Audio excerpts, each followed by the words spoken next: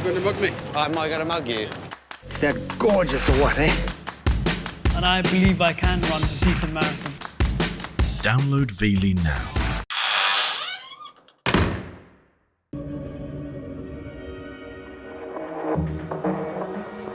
I need help to prove my innocence. If you look at the evidence, there's no forensics that links me to the case. Have you ever talked explicitly about whether he did it? It's just impossible, really. It's just not in his nature to do something so awful. He's had to walk down here, meet her, Yes. kill her, put her in the boot. Yeah. It doesn't seem at all likely to me. The 9:30 CCTV, which the police said was your car coming out onto the main road. I can guarantee it's not my car. There's a big difference, in my view, between a Shogun and a Range Rover. Could this be the defendant's vehicle? I really don't know. I know Paula. Well, she was my best friend. So what did she tell you about this other man? She was definitely worried about something. Something was wrong and I could feel it. I just tell you one more time, if there is something which is significantly different to what you've told me, that I would have real difficulty with carrying on with your case. I did not murder Paula.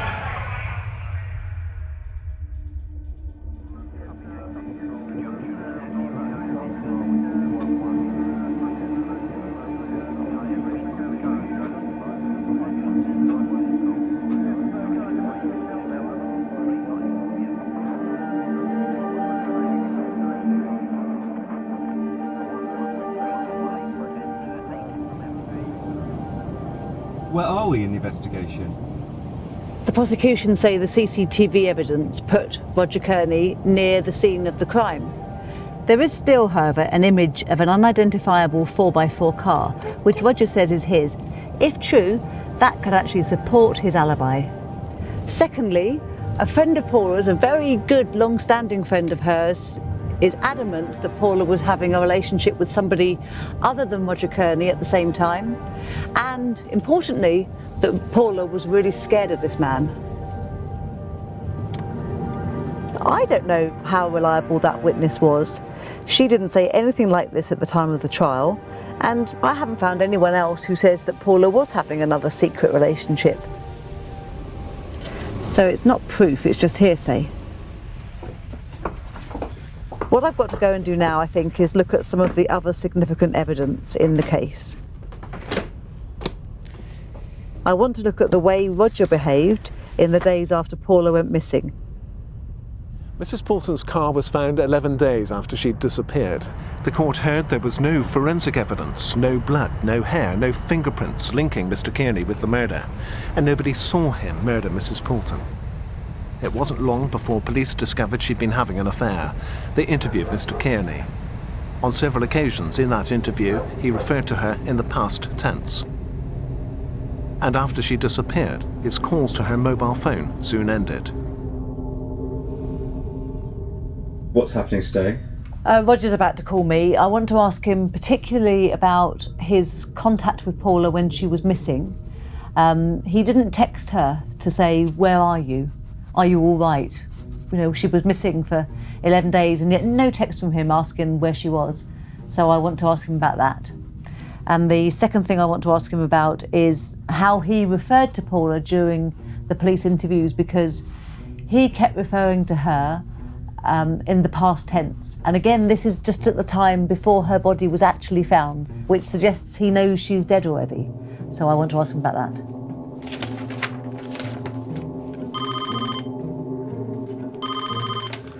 Hello, Inside Justice. Hello, Louise. It's Roger. Hello, Roger. How are you? Fine, thank you. When have we got till? Oh, about 5 past, unfortunately. Oh, OK. All right, I shall cut to the chase really quickly then. What I wanted to do was to ask you about what happened after Paula went missing on the Friday night. Can you tell me when you first found out she was missing? Well, she didn't turn up for work on Saturday. Right. At the football stadium. And then I tried to phone her, got no response. But she was missing now at this stage. Surely you were worried about her? Not particularly. Not at that stage, no. Why not? Because I thought she was out drinking. But for 3 months, you speak to her on the phone pretty much every day. Yep. And then she goes missing for 5 days or so. And in that time, you only send one text and you forward some jokey emails. No phone calls, nothing saying, are you okay? Can you see why that looks suspicious to people?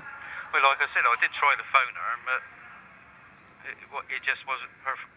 I don't know whether her phone was not working or, well, obviously it wasn't working, but I didn't know whether she'd lost her phone or what. No, but then why not send her another message? You don't call her or send her a message again, even after a whole week. I mean, she wasn't found for 11 days, was she? I know. Yeah, I know. So you were intimate and close with her. You say you cared about her, and yet even after a week, you weren't sending her any messages or trying to make any contact, just saying, are you all right? Everybody's worried here. That is odd. That is very strange. You think so? Well, I was annoyed with her for getting me involved. When the police turned up and said she was missing, I was angry with her because basically having to disclose the fact that we've been having an affair. But when the police interview you, they talk to you about things, and you keep on giving them past tense answers. Yeah. And I've been through all that interview, and you keep saying things like you say, I used to see her down the gym. I know she was quite keen on the two of us. I think she wanted me to move in. I did like Paula. I did like Paula a lot. You're not saying, I think she's a great woman. I like her now. It's all past tense. Yeah. Why did you do that? Nobody thought she was dead at that stage, apparently from you in these interviews. Well, yeah, I'm not sure what the questions were. I've got the questions. Yeah. I thought you would say to me, I don't know how it was put to me. They say to you, tell me about Paula and what you know about her. Right. Tell me everything you know. And directly as a response to that, you talk about her in the past tense. Yeah. And I said to them, because they said that to me, and I said yes, because I was angry as far as I was concerned, but the relationship was over. Right. I'm sorry, but I have to go now. Okay. One thing I wanted to say to you, from what you said for the last time we spoke, was the fact that you were concerned that if it came out that I actually killed Paula sometime in the future, that it would make you look bad. It would. Yeah, I understand that. If you actually feel that I possibly could have done, I wouldn't blame you if you dropped my case at all. But I assure you, I don't think you'll find any evidence to support the police, and I promise you that I did not kill Paula. That's all I can say. Okay, are you okay? You're not wavering from that at all. Are you in any way encouraging me to drop your case? No, only if you feel that way. No, I'm asking you what you are saying to me, Roger. I would like you to carry on. You want me to carry on with the case? Are you trying to find a way to tell me that you were involved in Paula's murder? No. But I'm just saying, if you think that, I must go because the officer's getting a bit. Okay, all right. Okay, but you're still telling me you did not kill her? No, I did not. Okay, all right, Roger. So we're supposed to be banged up at 10 past. So. Okay, all right. That was a particularly funny end, difficult end, because I thought for one moment that he was going to tell me that he was involved in the murder. And then but he then immediately went on to say, no, I did not have anything to do with killing her at all. I don't know what to make of what he just said. I don't know. I don't know. If it was to come out that I killed Paula, that's an odd phrase, isn't it, for somebody to use if they're saying they haven't done it? Why would he use language like that? Why doesn't he just say, I didn't do it? I didn't do it. There's never going to be any evidence that I killed Paula because it doesn't exist. Because I didn't kill her, so therefore there can't be evidence. That I'd understand. That I can relate to. That's, a nice, clear way of talking. So, but he doesn't, does he? He sort of dances around things in a way that I find unsettling.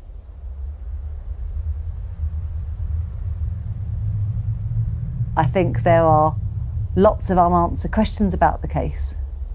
I think that there must be evidence of who killed Paula, and really good, solid, objective evidence of who carried out this horrible murder, and that evidence currently hasn't seen the light of day.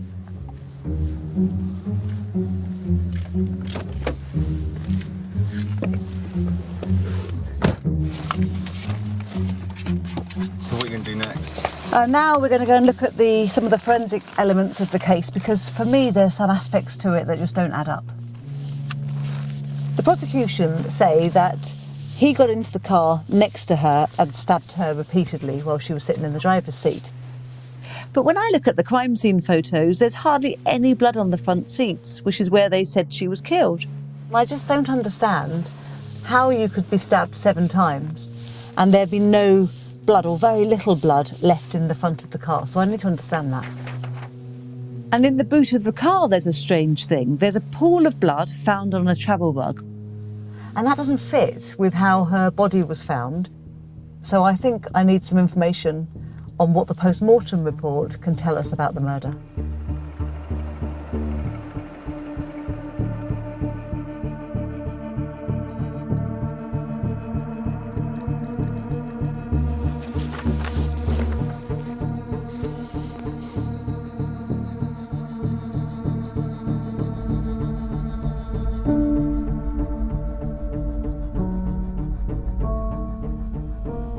Most of my cases over the last 40 years have been for the police. You have to go into a case with an open mind because you have to think of how that person was killed, what the circumstances were, whether they fit with somebody's account of how they were killed, or the number of injuries, where they're placed, how deep they are, all that kind of thing can tell you a great deal about what has happened. A dead body can give up a lot of secrets. OK, so can we just talk through, to begin with then? OK. There, thanks. The prosecution case then was she was in the driver's seat, the attacker was sitting next to her. Does that all fit? Yes, it does, yeah. Are there any other scenarios that could also fit with the evidence? Well, there are other possibilities. She has 7 stab wounds to the actual torso. So they thought this one was the fatal wound, is that right? It's gone into the left lung and cut through one of the major arteries of the lung, the pulmonary artery. So it's done a lot of damage. Yeah. It was quite wide because it went in an angle from left to right. OK, so that would be... Well, that would be about here like this, right. This kind of direction. OK. And what happened was it went deep into the lung. Her breathing would have been laboured, she may well have been coughing. There would have been some blood around which had come from her mouth. I keep being struck by the fact that there isn't very much blood in the front at all. No, there wasn't blood there, you're absolutely right. Nothing particularly that seems to be saying it's inside this front of this car where the attack is actually taking place. If we're just basing this purely on the actual injuries, there's nothing to say that those injuries could not have been done outside the car. Most probably in a standing position rather than a sitting position, standing outside the car. Oh, really? Do the wounds lead you to believe it's more likely the person was standing, the victim was They standing? would both have had to have been standing. Yep.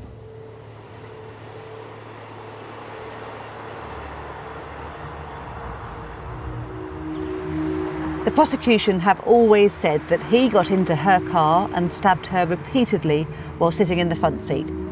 But our pathologist said that actually both the attacker and the victim might have been standing during the murder. That could only happen outside the car. It's only a possibility, but if that was the case, it seems highly unlikely to me that it happened on that particular road. That's a really busy road. No one saw her being attacked there, no one heard her scream.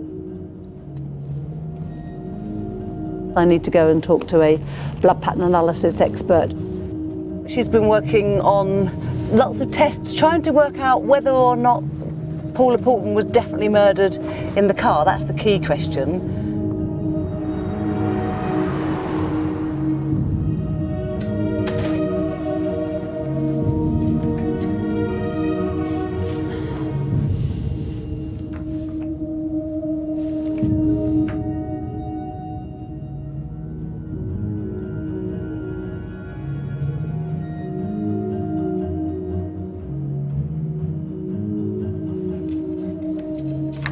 pattern of bloodstains allows us to interpret and to define how that blood came to be at a crime scene. The blood can almost give a narrative as to what went on.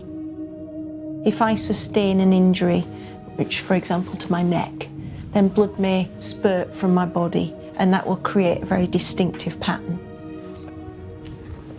My role is not to determine whether an individual is guilty or not guilty, but to be able to present a very sort of balanced view on the forensic science. It's just over there, look. So that is the same make and model then? It is, yeah. Brilliant. Roger 26. Yeah. Okay.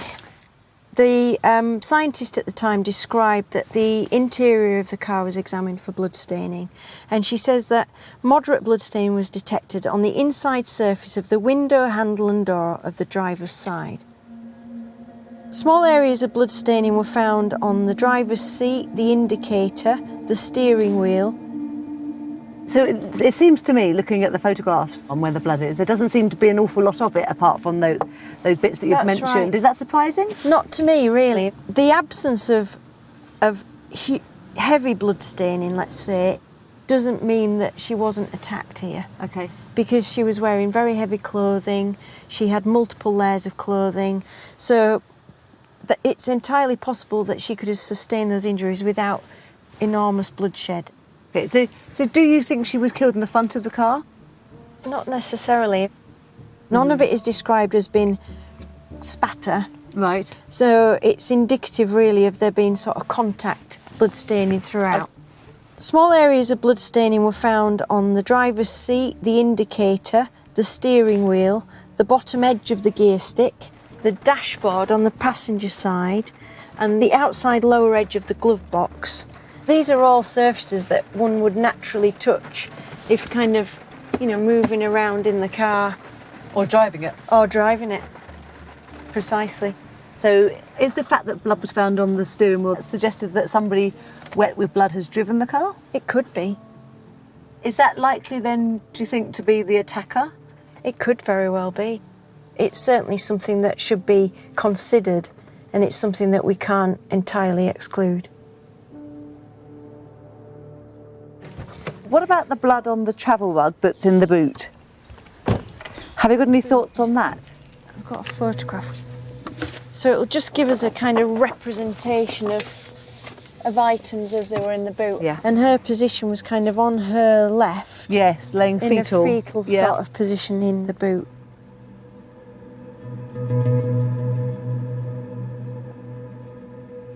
There was heavy blood staining found on the travel rug, and there was blood on her face, which I've depicted onto this mannequin's head. And what we see here is her head has been in contact with something heavily soaked with blood. Right. And my view is that it fits pretty well with the staining that was found on the blanket. Right.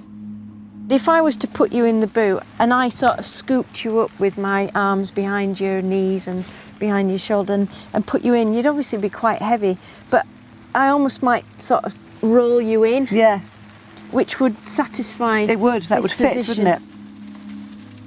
How does she then end up completely flipped over in that fetal position? All she needs to do is to move or be moved onto her left side. Right. But it could potentially be that the car's moved forward and caused her to rock back. Yeah. As the car lurches forward, it creates that backward motion and she's tipped across. But again, I can't say with any certainty either one, but I'm just trying to express that all of these things are possibles. Yes.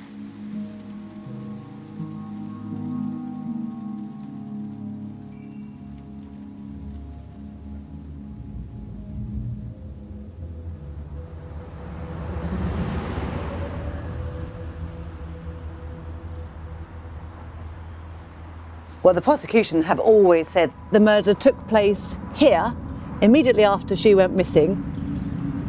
But now we have two scientists who say that actually things could be quite different. The pathologist says that she could have been killed while she was standing up outside the car.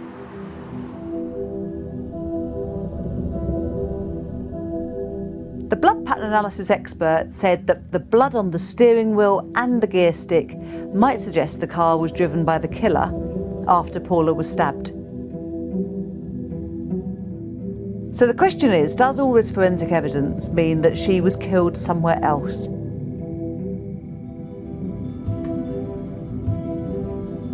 Did the killer put Paula's body in the boot, drive to Duncan Road with bloody hands, then dump the car and walk away?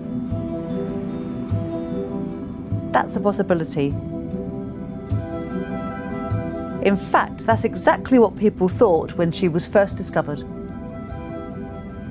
Paula Poulton's car was discovered yesterday afternoon by a routine police patrol car. Paula Poulton went missing on Friday, October the 17th. There have been no other sightings of her or her car until yesterday. Detectives need to know where Paula's car has been since Friday the 17th. They also need to know how long it had been parked in Duncan Road. Prosecution brought forward witnesses who said that they saw Paula's car parked here for every day of the 11 days that Paula was missing. But then there were other witnesses. They said they were sure the street was empty on certain days after she went missing.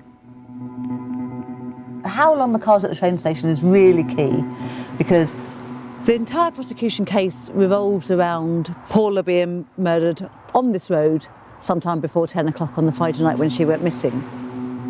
The police agree that after that, Roger is either at work or he's not in the area. He can't have done the murder. Who do you believe? Well, the prosecution brought forward another piece of evidence at trial. And they say it would prove that she was killed here and that the car never moved after the murder. Right. So, how do we know that the murder happened at the station where her body was found in the boot? According to the prosecution, she's been murdered in the front of the car and she's brought round to the back of the car, and somewhere down low she's dropped, and then some blood came off of her and flicked onto this wheel. So there's blood here, and this place and here, 1, 2 points across that wheel, and also in the wheel arch here.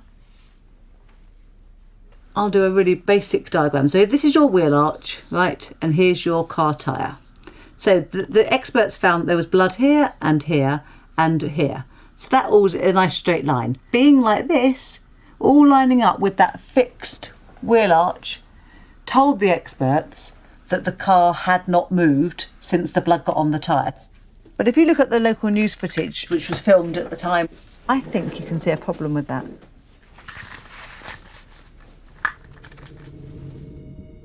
Paula Poulton's black Peugeot car, her body apparently discovered in the boot, has been hidden by a white forensic tent.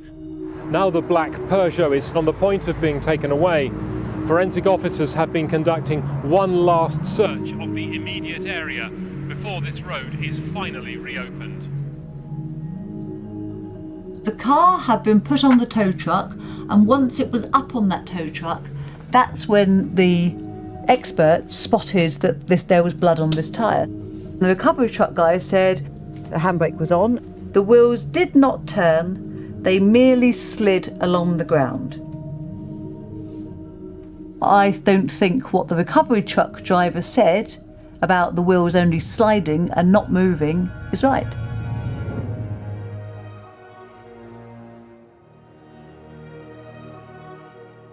Hello, Louisa. Nice to see you. Yes, and you. Shall I go straight through? Yeah, you Thanks very much. Cheers.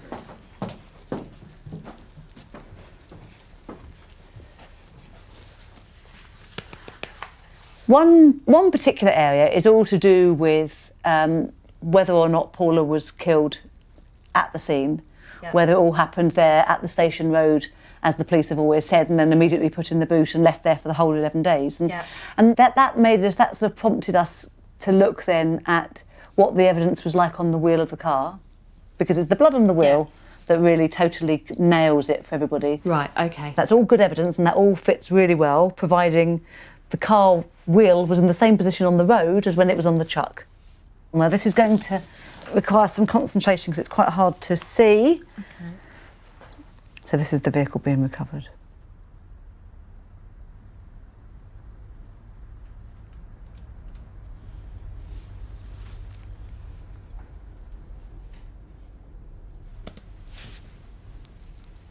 The wheel moved.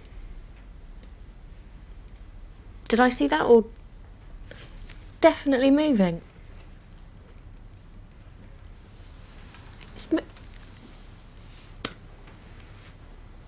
Oh my God.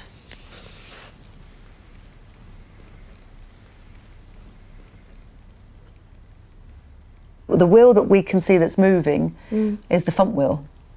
Is that the one that had the blood? No, the one that had the blood on it is the rear wheel. If the rear But wheels... did the recovery guy say that none of the wheels moved? The recovery truck guy says the wheels, plural, weren't turning. The wheels, plural, therefore were dragged along the ground. And they were very certain about that. And they said, and they've got in their statement, they talk about how there's no movement whatsoever. They're not being dragged. They're moving. Oh my God. It's a big thing. If the wheels moved... In the process of putting it on the tow truck... There's no guarantee that... It all lines up and the murder could have taken place... Anywhere. Anywhere. Come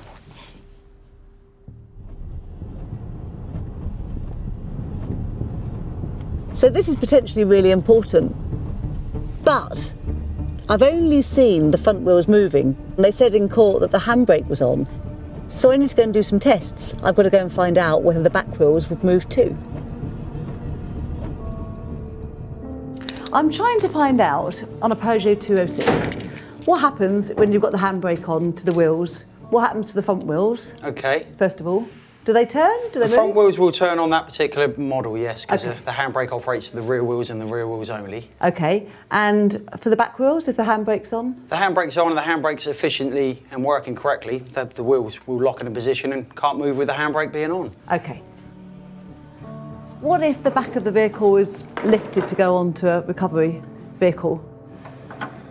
If you watch the vehicle, Yeah. it will start to lift. So if we winch her up, what's going to start to happen? The vehicle will start to pull up. Yeah. Pull up. I don't really want to pull it much further than sorry, that. can you do that again? What I want to know is, does this turn at all? We'll start pulling it, you know, and then it starts dragging. Right, and then it moved a tiny bit then, Yeah, didn't it? and if I drop drag. the suspension down, you'll see your sign there will go back to normal.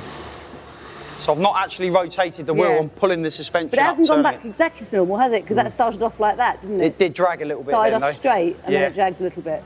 Not much, but Not it did much, move a but bit. yeah. So, I mean, we go again. So it looks to me as if, now that we've done that, as if there is some movement with it. Of course there but will it be. comes back Pretty close. pretty close to it being in line. Yeah.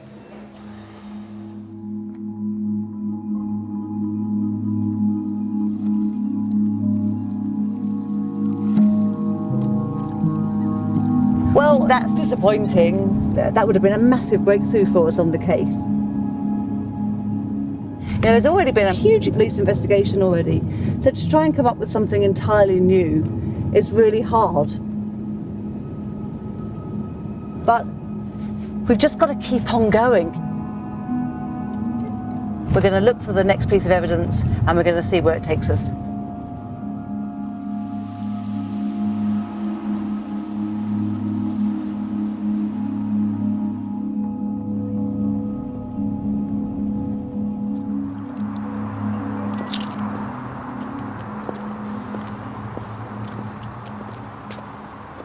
How interesting.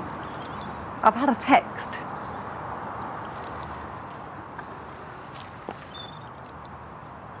So I had an anonymous text from somebody who says that you can, and I quote it, attest to Kearny's vile, volcanic and uncontrolled temper. Kearny is an extremely unpleasant individual under the velvet cloak. Try not to be his next female victim, professionally or otherwise. I don't know who this is from.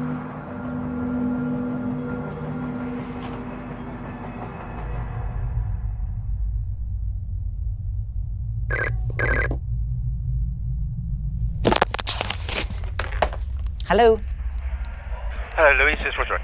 Hello, Roger. So I've been receiving texts from somebody anonymously, as they can attest to Kearney's vile, volcanic and uncontrolled temper. This is a very specific thing this texter is telling me. Anything, think hard, because if I hear it from them and I don't hear it from you, that's going to alarm me. Is there anything you think that they might tell me about that would explain why? I cannot imagine any situation the way that's suggested. Okay. You sure? Yeah. Let me tell you the last bit of it. Kearney is an extremely unpleasant individual under the velvet cloak. Try not to be his next female victim, professionally or otherwise. What do you think about that? What do I think about that? Yeah. I think it's a load of rubbish. The whole lot is a load of rubbish. Somebody obviously doesn't like me, and is obviously trying to put a kibosh on the investigation. Why would they do that? Because they don't like me. The one with Paula wasn't the first affair, was it? I don't want you to name names, but you had an affair before that, hadn't you? No. No? No. I'm thinking of you having an affair with somebody while you were with Carol. Not only a year or so before you started the affair with Paula. Not affair. No, I haven't had an affair. You said you... I was friends with women. Yeah, no, you told me about that before, but not sexual relationships with women.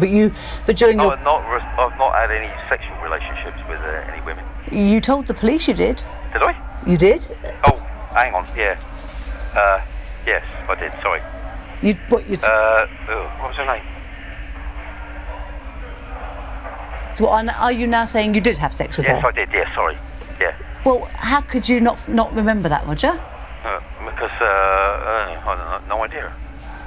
I've forgotten about her because it obviously didn't happen. That it wasn't a relationship. It was like just a couple of times I saw her. Yeah, I've forgotten all about her. Not me. Are there any issues about any temper or violence or anything that you are ashamed of that I'm going to hear from somebody else? No. Are you sure? Because you're answering me very quickly, just like you did when you said, no, I haven't had any other affairs. I'm not a brilliant man. I know I had 2 affairs. You might think badly of me for that, but I am not a violent person. You know, if you'd said to me, no, I haven't had any affairs, well, yeah, and then I hadn't, no, just let me finish. If you'd said that to me, as you just have done, and then I found out from somebody else you'd had an affair, I would take a very dim view of that. Yep. Tell me now if there's anybody that I'm going to hear something bad from, and if you think of anything over the next few days while you're sitting in your cell on your own, then you need to be straight with me, because I'm going to hear it, I'm going to find it, I just need to know it from you, if you want me not to have a very bad view of it, whatever it is. No, I don't think you're going to find anything. Well, I know you, because I'm not that sort of person. The reasons why people have affairs are none of my business, and, you know, I don't need to hear any justification why you did. All I'm interested in... I'm not trying to justify it. No, but all I'm interested in is whether or not you're being straight with me. It's horrible when you push somebody, and then then you sort of push a little bit, and then they finally start giving you something back. That really worries me. But I think, to be fair... I mean, I don't know why on earth he would have lied about that to me, knowing that he's already admitted it to the police. I mean, come on, he knows I've got the police interviews. So it's just an issue for me in terms of, is he trying to be clever about what he's telling me and what he's not? And is he trying to dupe me?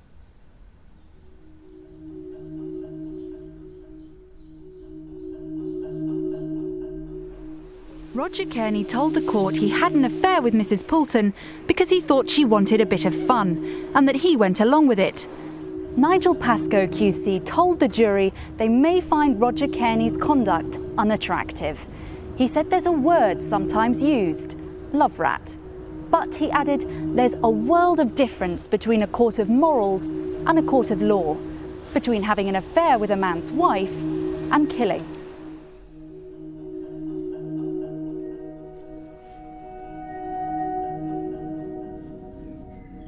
Are you worried that Roger might be lying to you? Oh, he could well be, absolutely. I mean, people have lied in the past and they will again, I'm sure. If I find out that somebody has lied, then I would just drop the case immediately. That's the golden rule.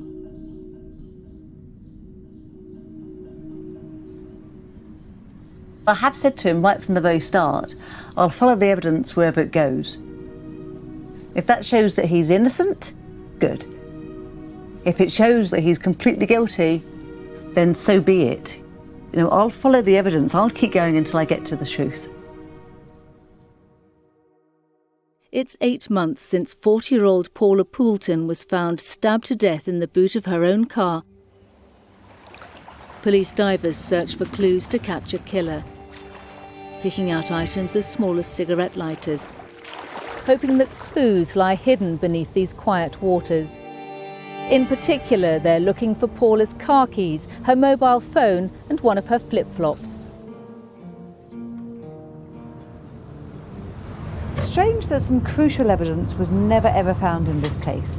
They never found her mobile phone and they never even found the murder weapon. But the anonymous texter said that I will find out that Roger Kearney could have burnt evidence. He says in the text that it's a bonfire night that Roger Kearney went to, and the allegation is that Roger Kearney got rid of evidence in the white hot braziers at this bonfire night. I need to find the green space where the bonfire could have been held, and I need to find Pete the Trees. I have absolutely, literally no idea who Pete the Trees is. Can you tell me, I'm looking for somebody called Pete the Trees. I'll come round, I'll find out for you. Will you? So I don't know if you can help me, this is going to sound a bit odd. I'm trying to find somebody who's called Pete the Trees, who apparently is somewhere here on Stoneham Lanes. Outside Stoneham Lakes is a tree bloke. He cuts trees. Possibly to do with a fishing club or a diving club. Or you had the Christmas tree man. Right. That was my mate down the road, so. Okay. All right, I'll go check it out. Fish up there. Okay. Me and my mate fish up there. Okay. All right. All right, Thanks a lot. Cheers.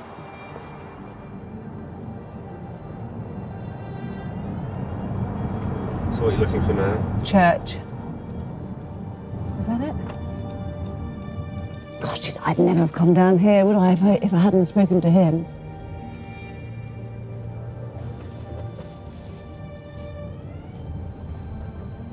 It's all making, you know, it all fits.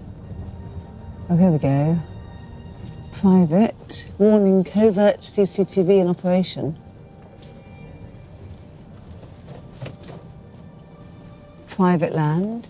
Oh, it's all private.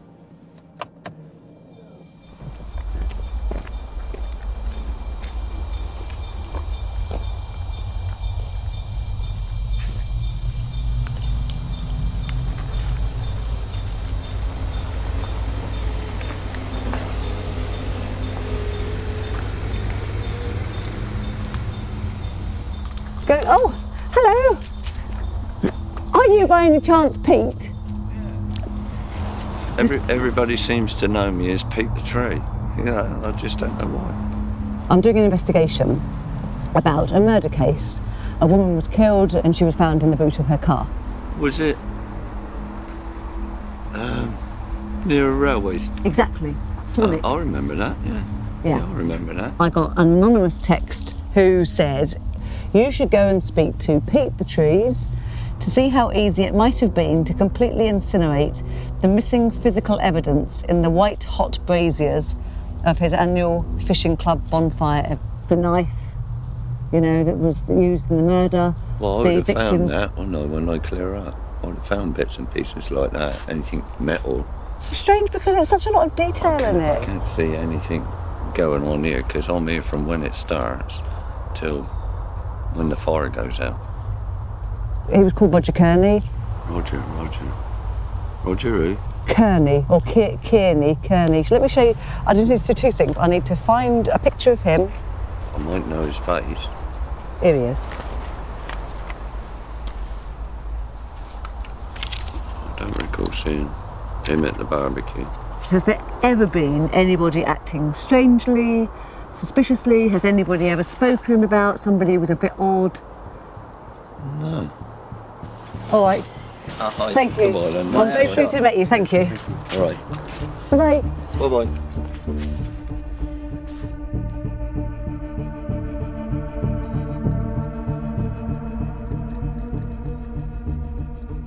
Anonymous text has really wasted my time.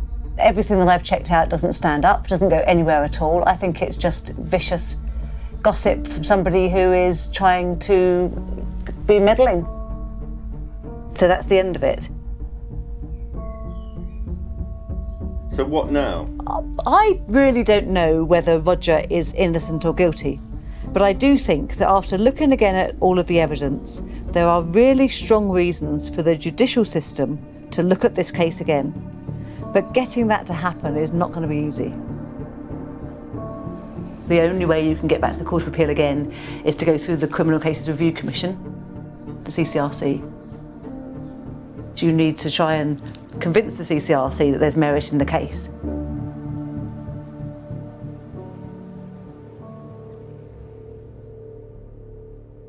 We've been referred to as a safety net, as the backstop, as the last opportunity, as it were, to get a case back to the Court of Appeal. The CCRC receives about 1,500 cases per year. We refer approximately 33 cases for a new appeal. The case has, of course, been through a jury of 12 people who have decided upon guilt. So inevitably coming to the Commission, there has got to be new material. Now that is a difficult hurdle to cross over. It is crucial that that occurs. The role of organisations such as charities is hugely important. However, they've got to present us with logical reasons for referring the case to the Court of Appeal. Well, if there is nothing new, then the Court of Appeal aren't going to change their decision.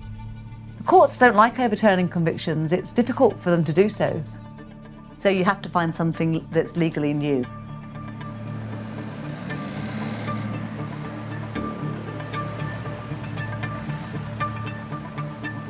Thank you very much. Thank you very much for being here, everybody. So our advisory panel meeting this afternoon is to look specifically at the case of Roger Kearney.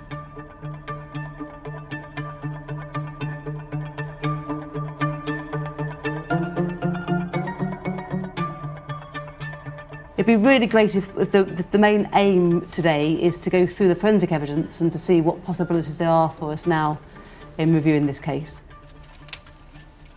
If you see something on a photograph and you think, and something occurs to you of what could be done or might be done, can you just let me know? Definitely the tapings. I really like the tapings. I would have thought that it would be worth looking at those. This is the picture, by the way, of the tapings.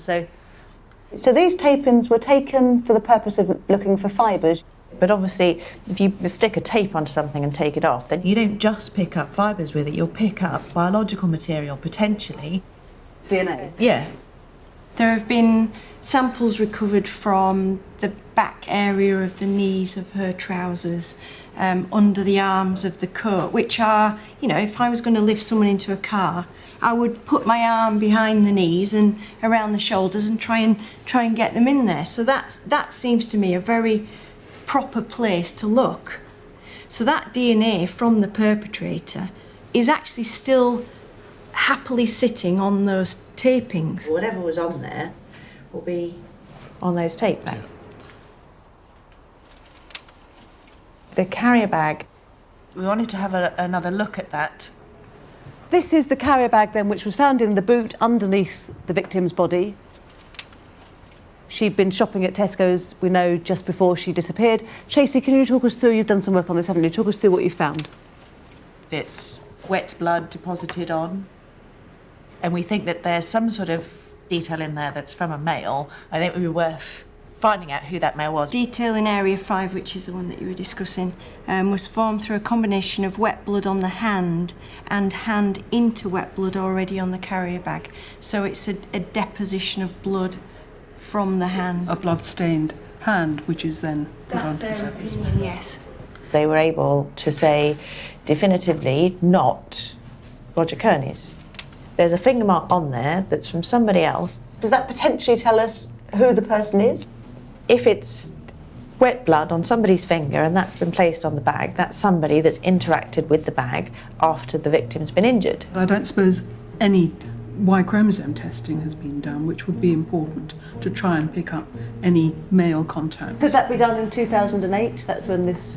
They was that wouldn't- being they done? wouldn't do, no, they weren't doing it. So that's They wouldn't something new. have done it. They're only just starting to do it now. So that would certainly be worth looking at. That is a priority. The Tesco carrier bag is number 1. Number 2? Tapings. Tapings, all the body tapings. All those body tapings.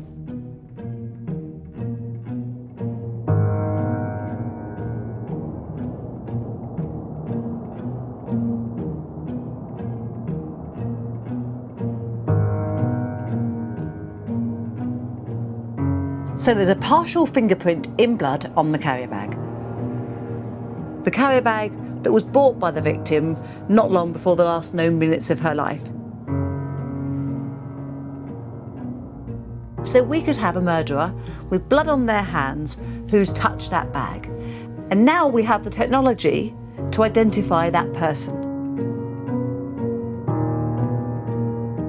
So what I want to do now is to find out whether Roger wants that work done or if he's going to start coming up with excuses.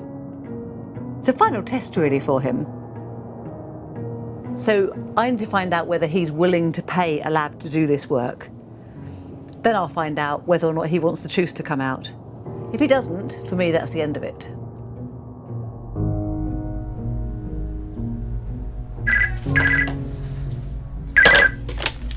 Hello.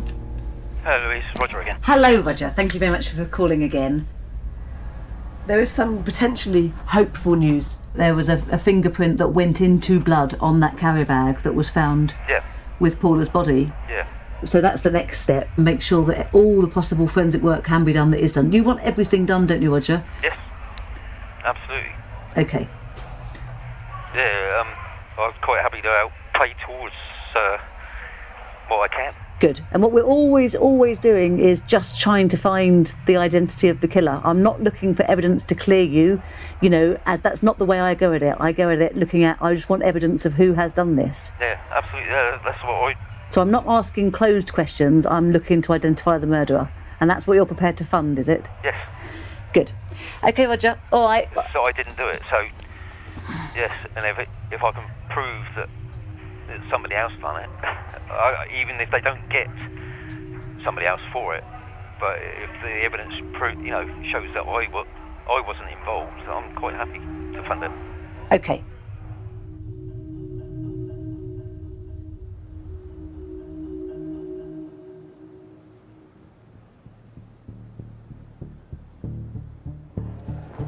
Hello, Anne. Nice to see you again. Thank you so much for coming up. It's a pleasure.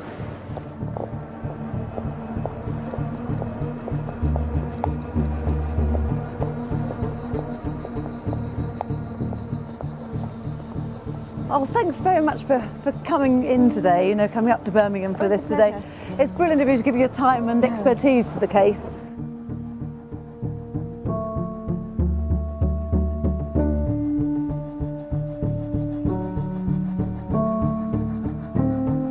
Good luck. Yes. Hope you find your answers. Thank you. Thank you. Speak to you later. Thanks very much. Bye-bye. It is a cold day in Birmingham, but it's an exciting day because we've finally got access to the forensic files from the time. Is there enough material left to find out categorically whether or not Roger Kearney is the murderer or not?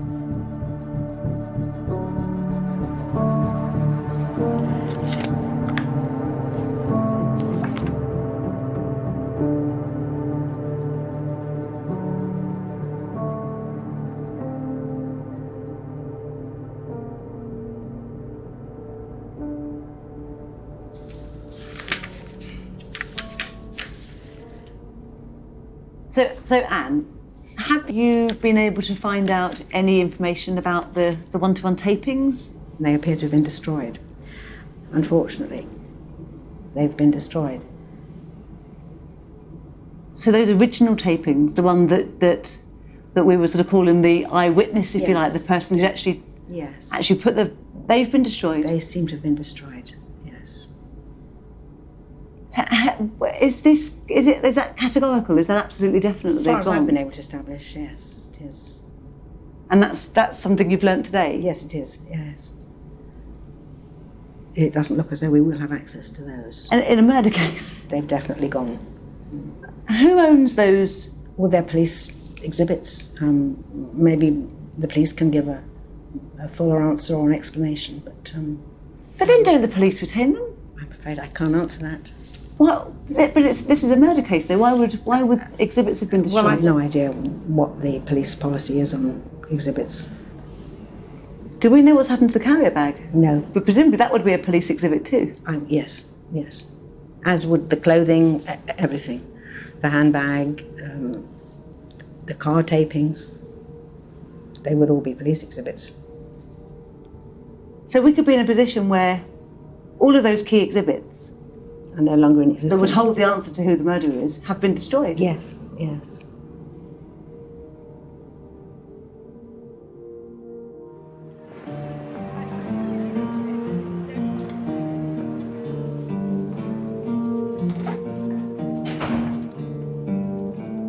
Thanks so much for seeing me. It's a bit of a sort of an emergency. Okay, right. So Anne asked the question, where are these tapings now, hoping to do more work, and was told they went back to the police at the end of the investigation and they've since been destroyed. Well, it doesn't really make any sense, because you have to retain items that are taken as part of a murder inquiry. You can't just think, oh well, we've done that, let's move on. That's certainly not my understanding. Obviously, I've never worked for that force, but my potentially naive assumption is that it's the same across the board, that there's a minimum amount of time you have to keep those things for. And I worked previously at the MPS, now I'm with the city, at the Met Police. That's absolutely, the 30-year rule is the thing that leapt to my mind with that. They'll certainly be kept for 30 years. Yeah.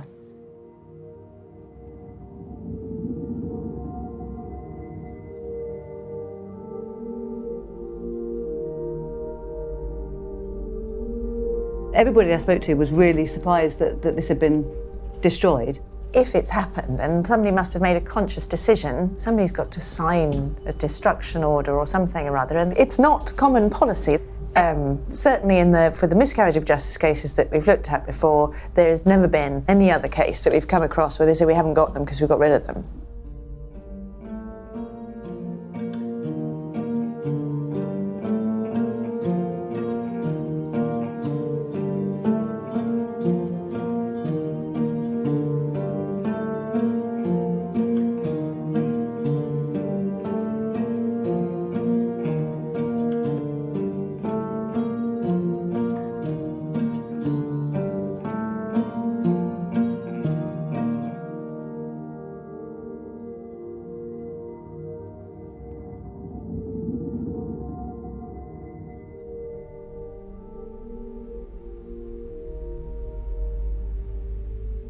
In order for the CCRC to effectively carry out a full review, it's clearly very important that material is retained. Somebody convicted of murder in the Crown Court, I would expect the material to be around for at least as long as that person is in custody. Now, if material does not exist, there's nothing we can do. We can't invent the material. We can't come to conclusions that is not based upon evidence. If the material has been destroyed for whatever reason, whether by mistake, deliberate or not, it doesn't matter. But if the material simply isn't there, then it is impossible to carry out an effective review.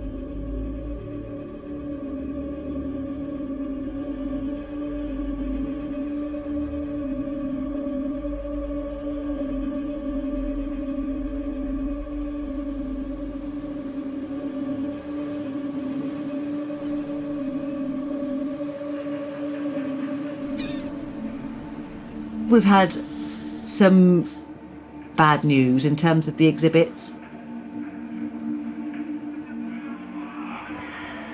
Yeah. We know that some evidence was sent back to the police, and we know that they've destroyed some things, which is pretty devastating.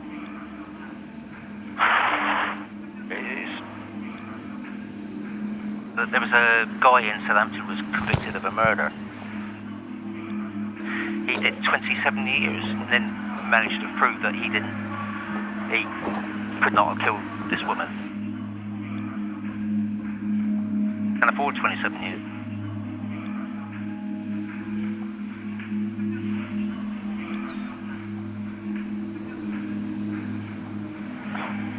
I go to my deathbed saying the same.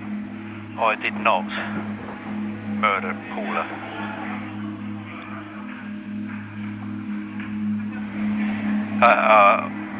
I will deny ever doing it. I didn't do it.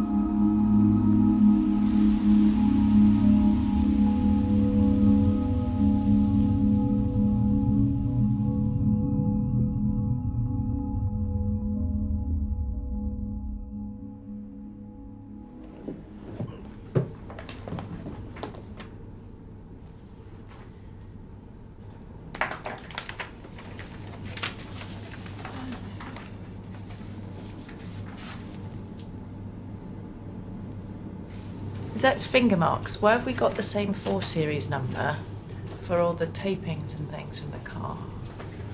I don't know.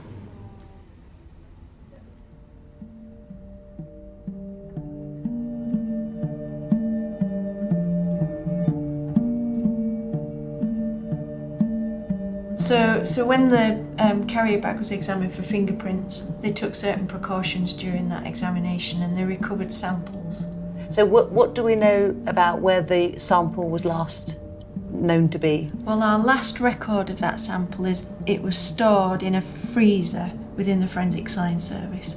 And from there, sort of the trail goes cold, really. So we're really interested in it, and it's next to ridge detail from a finger mark in blood. The sample they took then is of the area we're interested in? Well, it almost certainly is from the area that we're interested in. So we have got a swab. Correct. So the only thing left is to find out where it is. Precisely. Establish where it is now. Potentially, we've got something that at some point came from that bag.